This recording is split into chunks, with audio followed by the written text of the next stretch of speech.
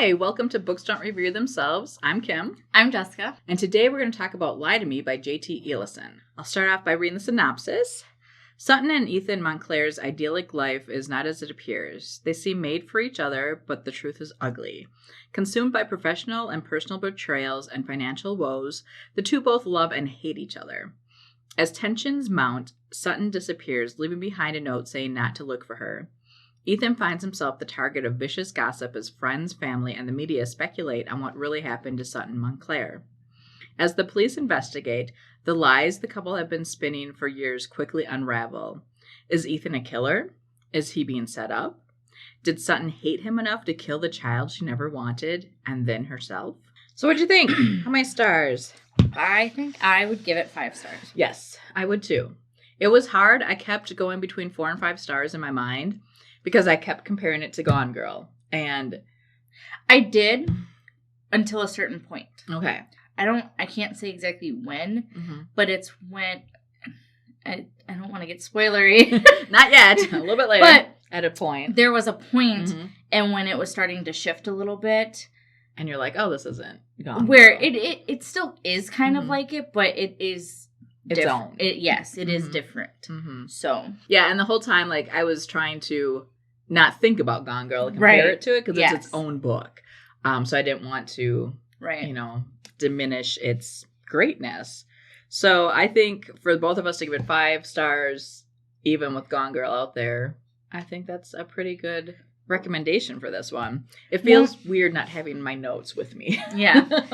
On Goodreads, this book has an average of 3.82 stars. That's almost 4. But that's with 16,338 ratings. Oh my gosh. So let me compare that to That's a lot of ratings. And I think that they said this came out in 2017.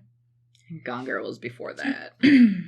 And it looks like Gone Girl came out in 2012, which I feel like nobody heard about it really until later. The movie. Yeah. Yeah. And Gone Girl has an average of 4.06. Oh. And that's with over 2,045,834 ratings. And I'm sure a lot of those people, like for both authors, you just get people who are jerks and are like, 1 star because I'm a jerk. It's so popular. I don't want to give it any kudos at all. Right. Well, that's pretty impressive for both of them. And I'm just under Gone Girl, it says Gone Bitch, a parody of Gone Girl. So that might be interesting. That'd be fun to read. Yes. So I would say, I don't know if I would say even half the book, maybe a little more than half was pretty comparable in some aspects to Gone Girl. And it starts out with Ethan, and she leaves him, and then, it's mainly his story to begin with. Yes. And all the weird stuff that's happening, and then, as it gets deeper and deeper, he gets more and more into trouble, and it looks more and more like he's the one who got rid of his wife. Right. And I wasn't expecting, because I finished, I would say I think I had like 30% left of the book, 20% left of the book, and I finished that this morning and I listened to it. I did not expect the additional stuff that you got at the end. Okay. Like, there was a certain point where I was kind of expecting it to be, because I had my phone, off to the side. So there was like a certain point that I was expecting it to kind of wrap up soon. Okay. And then it just kept going. And then that's when I actually looked at my phone this morning. I was like, whoa, I actually do have a little bit left. So I probably had an hour left of the book. So there were some twists and turns that I was not fully expecting. Yes. So. Yeah, I was excited with the twists and turns. The main villain in here, when we get to the spoiler part, I'll tell you something. And that, I thought something was up with them as soon as I saw this, because it was just weird. It just, once again, it glaringly stood out to me. But even though I knew that part of it, I didn't know the rest of it that went with it. And that was very enjoyable. And then the very, very end, when she opens up her computer and starts looking at things, I'm like, damn, that gave it another twist that I really enjoyed. That like kind of just like a last and then you start thinking about it more and you're like, holy shit, who's really twisted? I mean, she could be even more twisted than Right. Yeah. It just kind of left you wondering. And I guess the thing is, too, is the person that you're referring to, I had the same feeling where it was like something's weird and not right, but I didn't think it was to the extent that you come to find out. And that was fun because you had that surprise, which was surprising. And then, like I said, at the very end, I had that surprise too. And I'm just like, I think that's what brought it to the 5 stars. If it would have just been the one surprise, I maybe would have stayed at 4, you know. But in my mind, once I got that last surprise, I'm just like, oh no, that's a 5 star. Yeah. I'm trying to think of anything else that's like not spoilery because unfortunately it seems like with thrillers, when they're really good, it gets spoilery. Yeah. The first part with Ethan, it moved along. And I wouldn't say it felt like it was too much, but it was like more than half the book. Yes. So it was a lot. And part of me wonders, because I was thinking the same thing, where there was so much of Ethan at the first part that made it seem like Gone Girl.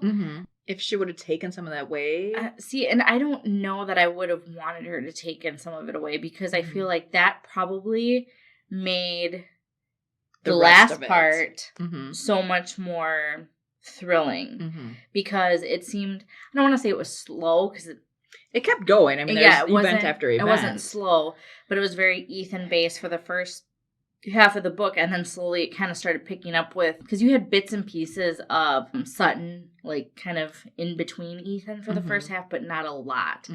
And then you learn about her, and just twists and turns with her. The thing that kind of, it put me off a little bit was, like, Ethan, and I don't know if the author was writing this way just to make him seem like more of a jackass, but, like, when he would look at women, he'd be, like, you know, sexualizing them. And it kind of felt a little glaring to me, too. And so at first it was annoying to me. And I'm just like, oh, she just wants him to look like even more of a bad guy.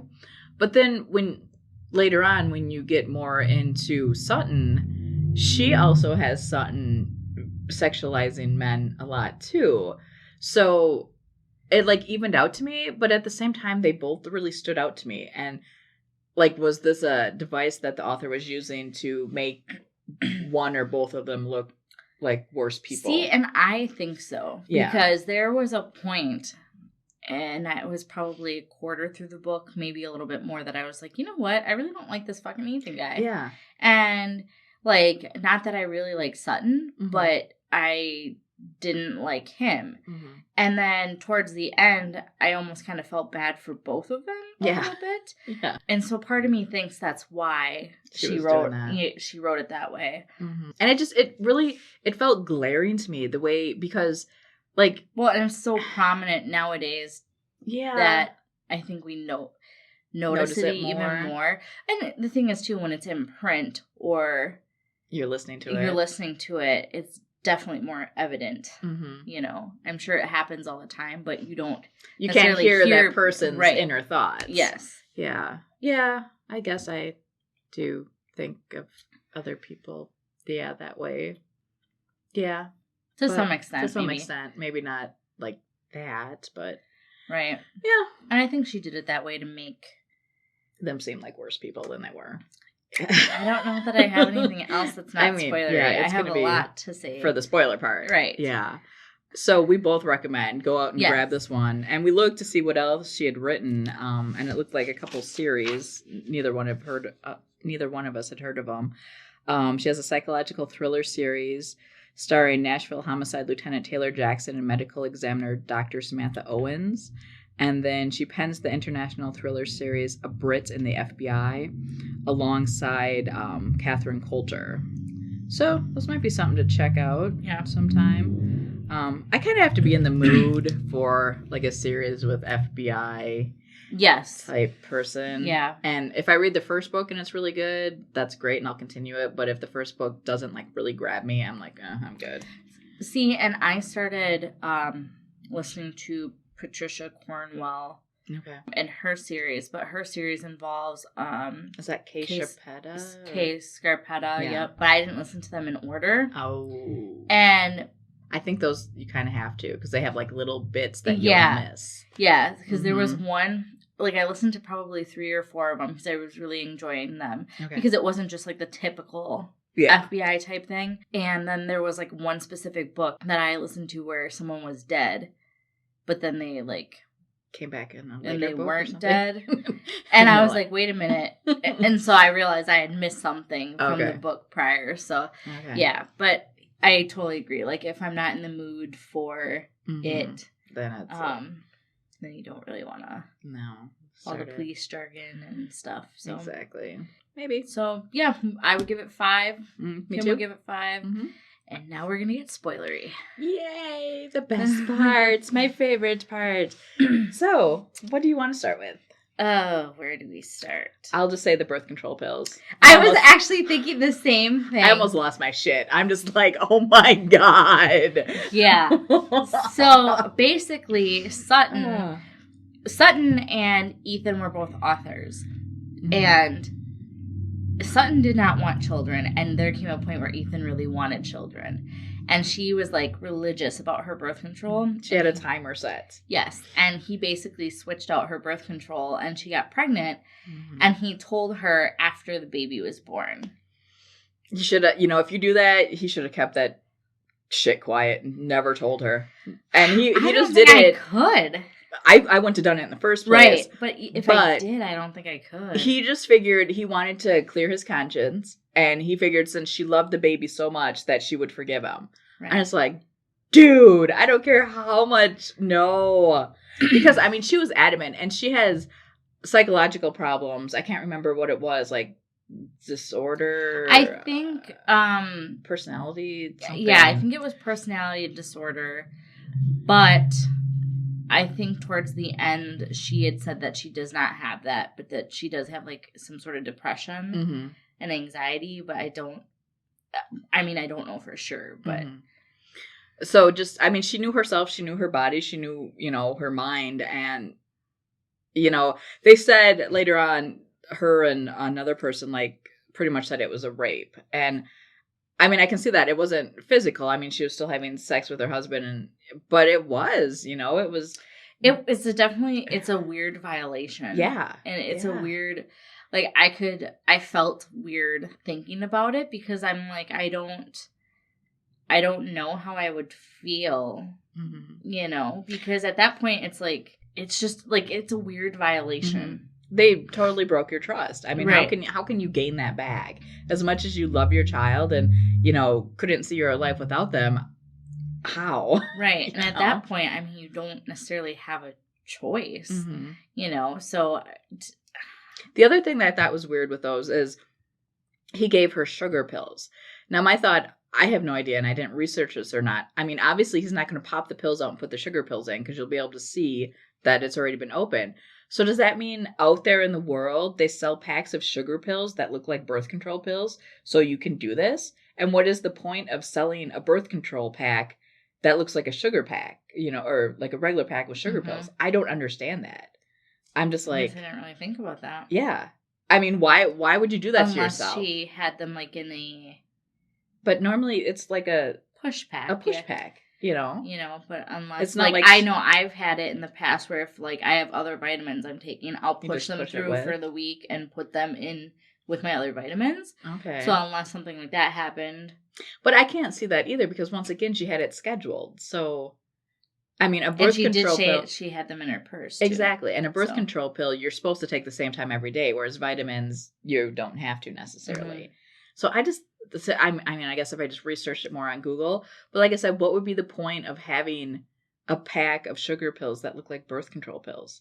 Yeah, I don't know. That I just thought was weird.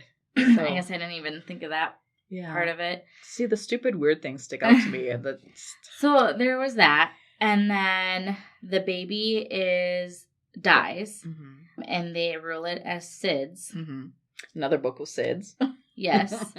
Much better than Her Missing Child, though, by Carrie Watts. So, yes. But then you later find out it was not SIDS. Yeah, that was horrible. Yeah, so I guess maybe the best way is to kind of explain what happened is that the death was ruled SIDS, and then kind of throughout, after the baby dies, he's kind of suspecting her of killing the baby because shortly after, I think She came like home a week drunk. or two prior, he had mentioned the birth control Oh, yeah. stuff, and then she was obviously having a hard time with the death, so he thought she did it. And then he also made her like psychological issues kind of like, I felt that was kind of like, I was expecting more of that to get brought up with this during that part. And then she kind of thought he did it. And then they kind of go back and forth where she's talking about abuse. Yeah.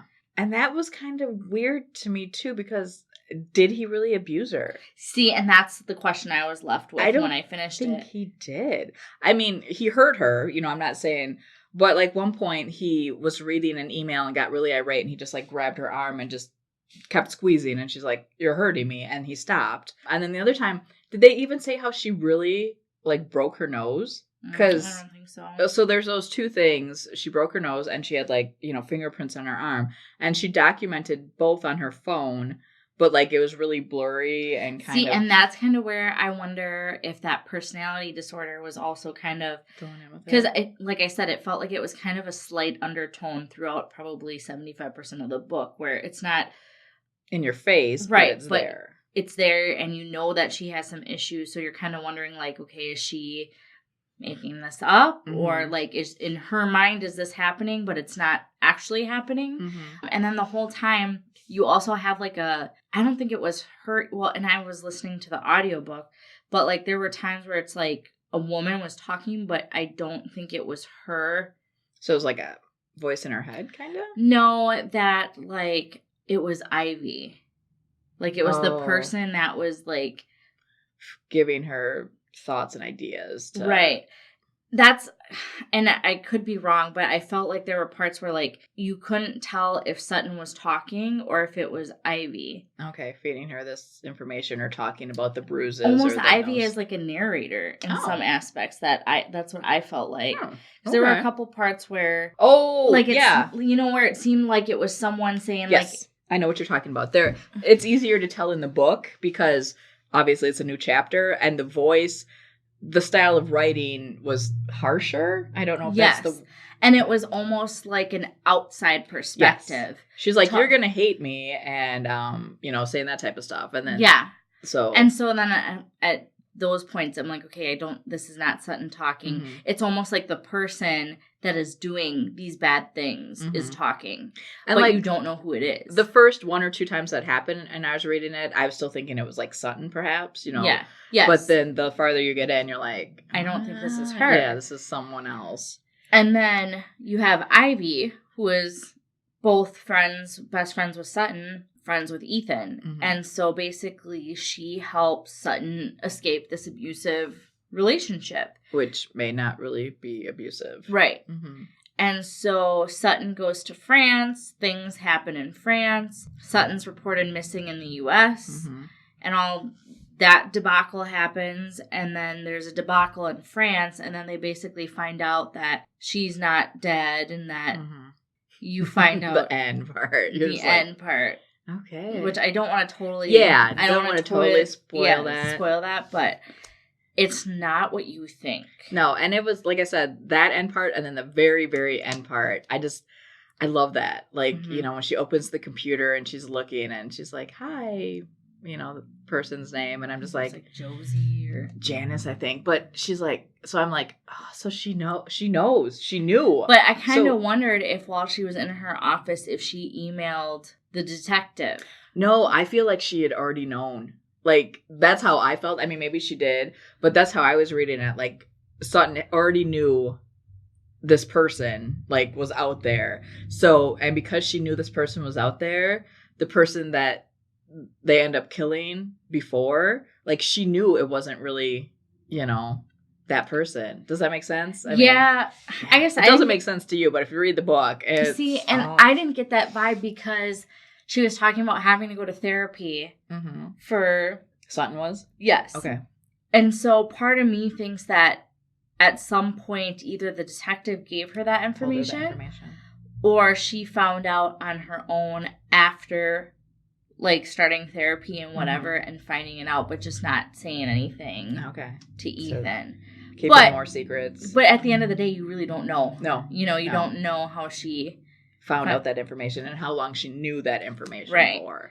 And when you start after you read this whole book and that's the last piece you get, you start thinking like, well, when did she know this? How did she know this? And then it kind of makes some of the things even more twisted. Exactly. That's what I loved. I'm just like, oh, she is kind of freaky.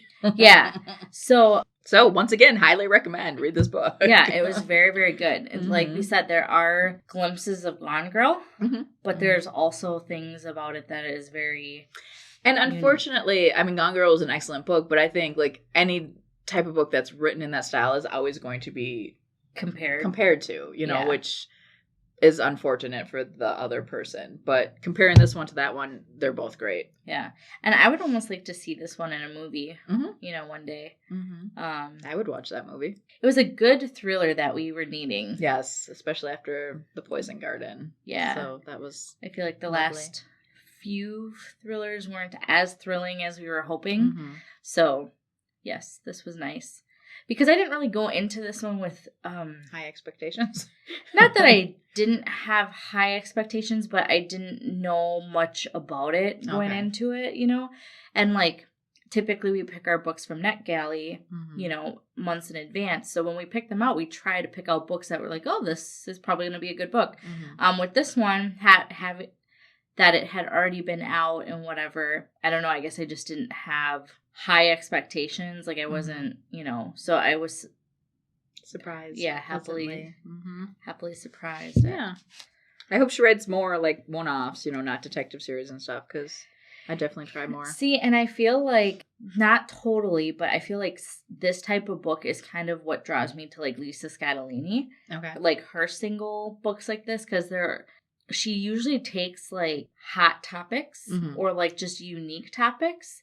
Okay. And they're just thrilling and you're like, oh my God, I didn't think of this. Like one of her books, Most Wanted, is basically about a lady and husband and wife who the husband can't get the wife pregnant. Okay. So they agree to go to a sperm donor, which he had a hard time with that. And so they found a sperm donor that looked as much like him so that the baby would look as much like their baby. And so you don't get to know any information. It's all, whatever. And she was a teacher. She was having like her last day of school party because she was quitting essentially to be a stay-at-home mom for a little bit because the baby was going to be due soon. And she sees who she thought, because you get a picture obviously of the sperm donor. She sees who she thinks looks like her sperm donor being arrested for like I can't remember exactly. Don't tell me like child abuse or something. It was like homicide or something. I can't remember exactly what the crime was. He's a psycho. But it was pretty significant. So then it just spirals and it was very interesting, and it's not a subject that I would ever think of. So was the ending worth it? Was it yes, a wow ending? I really enjoyed the book. But she has a lot of books like that where it's like she takes these topics that you're like, huh, and it's almost like this where the same type of thrill I got from this, I get from her individual books. And is that the author that your mother-in-law really enjoys too? Yes. Okay. Yep. Nice. And it's funny because my mother-in-law typically likes like Danielle Steele or like lighter reads. Like she does really like Jodi Picoult, which I guess I wouldn't say is totally a light read.